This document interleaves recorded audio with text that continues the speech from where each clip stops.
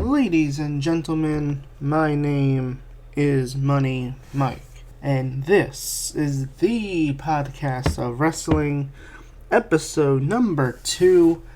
If you did not check out episode number 1 yesterday, where I discussed whether or not the WWE should do more returns and even NXT call-ups at Wrestlemania, check that out. I have a link in the description below. But today, on the podcast of wrestling, WrestleMania week continues, as I will be discussing the ongoing storyline and the upcoming match between Kevin Owens, Sami Zayn versus Shane McMahon, and the returning Daniel Bryan. So, just in case you're new to this channel, before I would just do the Front 7 podcast where I discuss football. I discuss all the latest NFL news, and I will still be doing that here on this channel. Everything is kind of just wrapped up within the bundle of the new channel name now, Money Mike Productions. My Twitter now is even at Money Mike PROD, because you can't spell out productions in your Twitter handle, so I shortened it to at Money Mike PROD as my official Twitter, and I will also leave a link to that in the description below, so you can follow me on Twitter and you will be the first to know when a new podcast goes up. Not only are we going to talk about Kevin Owens, Sami Zayn versus Shane and Daniel, I also want to talk a little bit about Monday Night Raw. So, Monday Night Raw last night in Atlanta, the site of WrestleMania 27, and the entire night was this whole thing built around whether The Undertaker would do something, and ultimately, nothing happened. Cena cut a promo saying, hey, let's try to summon The Undertaker, and nothing worked. WWE is still teasing that it could happen. I mean, maybe something happens tonight on SmackDown Live. I don't know. I mean, we know Cena is a free agent, so he can go on both shows, so maybe he shows up on SmackDown Live as a last desperation attempt to get The Undertaker to answer a challenge to a match, but at this point it's looking like John Cena is going to be as a fan. Now, Cena did address the issue out there of why he wasn't in any other matches. We've seen him add himself into title matches before, insert himself into matches before. He could have been Braun's partner this Sunday. We still don't know who Braun's partner is. I know the whole thing last night basically was Braun doesn't need a partner. So, this whole thing with brainstorming, but for Cena, he said, I could be Braun's partner, but, somebody else in the back full-time deserves to take the spot. That he'd be taking a spot away from somebody. And, look, I get it. They're doing this whole shoot angle around Roman Reigns and Brock Lesnar. Brock being a part-timer. And, Roman being the full-timer. And he's here every week. And all, yada, yada, yada, right? So I get, Cena's kind of shooting from the hip. Similar to what's going on with Roman and Brock. But, again, why? I don't get how he'd be taking a spot in a Battle Royal, where a Battle Royal is basically anybody can enter. And I don't think the WWE has actually said that there's a maximum amount of participants available. So maybe he could go in it. I mean, technically, with this Andre the Giant special on HBO coming up, you would think the WWE would want big names to help promote the documentary. Having Cena in there, I mean, again, I think having Cena in there would have been a great kind of a build to give it good promotion, because we know Cena, He's a promo machine. He can go out there and promote whatever the WWE wants him to promote. But at the same time, Cena's basically saying, hey, The Undertaker's my only shot. So essentially, the entire thing seems very weird. I mean, the WWE is actually still hinting that it could happen. So are we going to get like an impromptu match between these two? I mean, or is something going to happen tonight on SmackDown? Nobody really knows. Moving on to Roman versus Brock, and I'll get to the main topic of this show with Kevin Owens, Shane and Daniel, that storyline in a bit. Roman Reigns has been coming out the last few weeks, been saying he's here every week, yada yada yada. And, Brock's this evil part-timer that doesn't show up every week. Curse the part-timer. This whole thing has actually been a lot better build because of that. I mean, if you look back on their build up to WrestleMania 31, I mean, considering the go-home show of WrestleMania 31 was Roman Reigns and Brock Lesnar playing tug-of-war with the WWE Championship, I would say they grew up and they outgrew tug-of-war last night on Raw. Brock Lesnar, he took like 10 Superman punches from Roman Reigns, and then Brock still hit him with an F5 and laid him out. Does Roman still win? Yes. Roman's gonna win. I think it worked this time, and what the WWE was trying to do and getting Roman cheered. I discussed yesterday in the podcast that essentially I think the brand split would have benefited Roman Reigns a bit more back in 2015 in the build-up to WrestleMania 31. But I think it's going to work. Now, essentially, I think once Roman beats Brock on Sunday and we get to the Raw after Mania, and now it's going to be the Universal title being defended, every month, he'll be booed once guys like Seth, Finn, and all the other guys start going after him. And he'll be booed again. But I think it worked this time. I think he'll be cheered. And I just think, ultimately when you put everything together of the fans being sick of Brock Lesnar not showing up, taking the title on vacation, I think that's the perfect recipe for Roman Reigns to finally be cheered on Sunday. It just does not and cannot be the main event of the show. Please have the sense to put AJ versus Nakamura to close the show.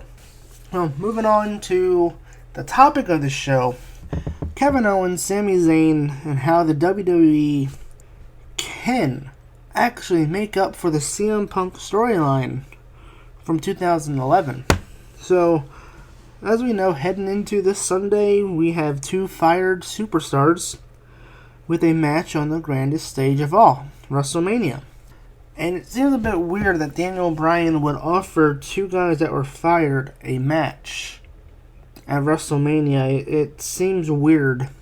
The storyline logic there doesn't add up. But at the same time, the WWE has been playing this off where they've been invading house shows and stuff, which is it me or am I the only one that where they try to pass them off as invading, but yet you have the people that they attack. In one video they attack Ty Dillinger. They go along with it and sell it for, as part of the storyline. And they're taking the moves. He took a haluva kick in one of the videos. Like, to me, if you're having them invade, okay, Ty would not, attack, would not sell a move. If he knows Kevin and Sami are fired, they're not supposed to be there. So he would actually not sell a move in order to kind of maintain some kind of realism that, hey, this was not supposed to happen. They're not actually supposed to be here. So Kevin and Sami have been invading SmackDown Live house shows. But I think the WWE here has an opportunity to where they can actually do what they should have done with the CM Punk storyline a few years ago. Now, when CM Punk left with the WWE title, and this is where I give TNA a little bit credit, because TNA kind of copied the same angle with AJ Styles before AJ left for New Japan. Where AJ left, he took the TNA World title, and he actually defended it. I think he defended it in New Japan. He defended it in a couple other promotions. And so, they did that better than the WWE. The WWE just kind of said, okay, Punk's gone, we're going to have a tournament, and then they brought him back like 8 days later. And there wasn't really no Punk actually left. It was he left for 8 days and then came back. And in reality, he probably should have stayed gone for a lot longer. Probably brought him back for WrestleMania that year. But to me, I think that's where the WWE can make up for it here with Kevin and Sami. I think having them invade SmackDown Live house shows, well, that just says it's a typical WWE storyline. If WWE wants to work with Ring of Honor and other promotions, they're doing this big invitational tournament at Access this weekend. I think it has like a lot of indie stars on the card. And, so they're working together with these other wrestling promotions. And I think, maybe they do or they don't want to work with Ring of Honor and New Japan. Because maybe they're seeing, maybe they can be competition, so they don't want to work with them. I don't know, but I think if you would have Kevin Owens and Sami Zayn come out, I think it's Saturday. Come out on Saturday in the middle of the Supercard of Honor show. Like, come out, Sami Zayn in his El Generico mask, Kevin Steen. Kevin Owens comes out as Kevin Steen. And they just, take out some guys in Ring of Honor to sell the storyline, go out there and bash Ring of Honor. Maybe Sami just takes off the El Generico costume and bashes it, whatever. But just go out there and kind of like show that, hey, we're really fired and we're going to come and invade Ring of Honor. We're going to invade other shows and things like that. I think that would be perfect. I think if the WWE was smart, they would actually work this out in terms of actually having that happen. I think that would be freaking great to see. If you're watching Supercard of Honor on Saturday and, you're looking forward to Marty versus Dalton Castle, Cody versus Omega, are you Team Cody? Are you Team Omega? And then all of a sudden, out comes Sami Zayn and Kevin Steen, and they're just wrecking havoc all over the place. And they're, asking for a job, or they're, whatever the case may be.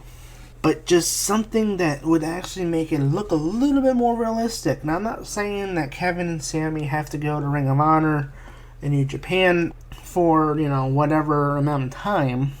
But with all these wrestling promotions pretty much gathered, trying to take advantage of the WrestleMania crowd, why not have Kevin and Sami go and just go out there and just try to be involved in other promotions to try to get a job. But, they're so mad that they're beating up the other superstars that the other promotions aren't going to give them any or give them a job because of that. And I think, and I don't know how long you could actually play that out. If they wanted to do like a Ring of Honor type of invasion storyline for the summer where Kevin and Sami do go to Ring of Honor for a few months and they come back for the build to SummerSlam. You have Ring of Honor versus WWE. The Bullet Club. I don't think the WWE wants anything to do with that. But I don't know. I don't know. Maybe they would just do something of like a Ring of Honor versus WWE for SummerSlam type of Ring of Honor invasion. You can have Cody come back. You could see a lot of guys in Ring of Honor that you probably will see eventually in the WWE down the line. In the WWE now, they could probably work this out similar to the ECW storyline back in 97 where Vince was helping ECW promote their first pay-per-view. But here's our chance. I want to see Owens and Zayn lose and then have them kind of go out on the indie circuit for a little bit and just go out there and just beat the crap out of everybody and just go out there and actually just try to get hired elsewhere. I mean, the entire thing of this is they were fired from SmackDown. So essentially you would think, okay, well, why not go to Raw? But I think it was never really explained that they weren't just fired from SmackDown. They were fired from the WWE. So I think that's kind of where, okay, why don't they go to Raw? Why don't they go to NXT? Because Daniel fired them from the WWE in general. But if you're asking me, I would like to see Owens and Zayn actually lose. Because again, I think the WWE kind of booked themselves in a corner here. Because do you really have Daniel Bryan lose his first match back? I mean, even if Shane took the pinfall, do you really have Daniel lose his first match back? And then, Kevin and Sami, do they stay... If they lose, they stay fired, well, what are they going to do? Just take off until the rumored superstar shakeup or draft at the first pay-per-view, which I think is in May? Or I think it's end of this month? So the WWE's kind of booked themselves in a corner here, but if they really wanted to try to sell this, and with the great relationship that Triple H has had with these other indie promotions, it seems like you could really have Kevin and Sami show up on other shows and other promotions to try to get hired for a few months before bringing them back. But, we'll see if the WWE does or doesn't do that, or how they plan on handling this. But I think this is their chance to make up for what they should have done with CM Punk, where CM Punk should have been going around with the WWE title and defending the championship in other promotions like Ring of Honor, New Japan, just like he said he would in his pipe bomb promo. So, what will we see tonight on SmackDown in the final build? Apparently, Shane McMahon is going to be there tonight, who will return. He is dealing with a legit injury, similar injury to Brock Lesnar. So, will the WWE pull Shane McMahon from the match for his health? Similar to how Brock had to retire from the UFC before he came back in 2012. So, in a sense, could Daniel Bryan get a new partner on Sunday? Maybe. Maybe so.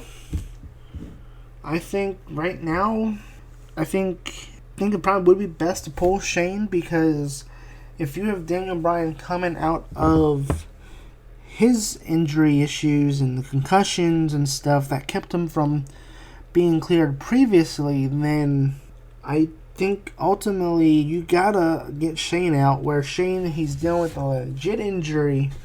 I think you gotta have somebody in there full time that can do some of the work, or most of the work, so they can ease Daniel back into the ring, to the wrestling slowly. With Shane injured, that means he would have to take on a brunt of the match himself. And while that's great, I think they should kind of take it easy with Daniel as his first match back. So maybe with Shane being injured, maybe you bring in somebody else to be his partner. Maybe bring in somebody that can help set up his next feud and be his first feud coming out of WrestleMania. But I think here the WWE should keep Kevin and Sami fired. They should lose the match on Sunday, and they should work something out, whether it's Ring of Honor or any other indie promotions out there where Kevin and Sami are fired, and they can basically wrestle for anybody, even though they're under contract to WWE. But we don't know that. They're showing up on other promotions, not just invading SmackDown Live house shows where, oh hey, it's part of the storyline. It doesn't look like they're really fired. Similar to when CM Punk. I think that's one of the big things with the CM Punk storyline was, I think it was like a couple days later, they were doing Comic-Con in San Diego, and CM Punk just happened to show up at the WWE panel with like Triple H and Rey Mysterio, and it was like, that was a dead giveaway. It was a storyline. It was like having them invade SmackDown Live house shows. It's basically saying it's part of the storyline. I would like to see them actually do what they should know with CM Punk and have Kevin and Sami wrestle in other promotions for a few months. Maybe they spend a few months trying to get their job back in the WWE. Kind of be a little bit different storyline, a little bit creativity. But we'll have to see what happens. Make sure you subscribe to my channel for more of the podcast of wrestling all this week during WrestleMania week. I will have my first podcast of wrestling top 10 Superstar Shakeup thoughts and predictions on what I think should happen in terms of who should go where between Raw and SmackDown, and with the rumors that maybe guys from Raw and SmackDown can be sent to NXT. Who should be sent to NXT? Let me know in the comments below. What do you think should happen this Sunday at WrestleMania?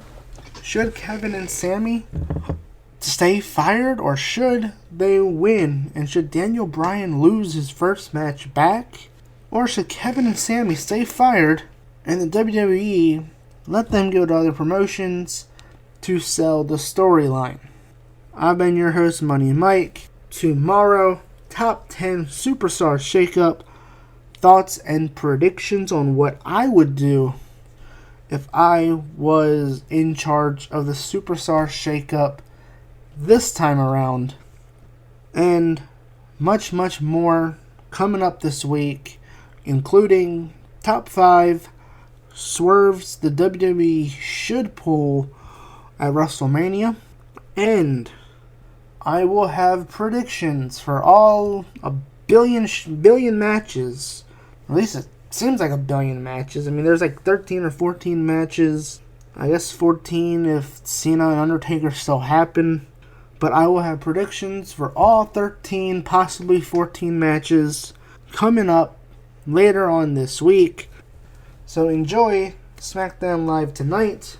Check out the first episode of the podcast of wrestling from yesterday. I will see y'all tomorrow for the top 10 Superstar Shakeup ideas for 2018.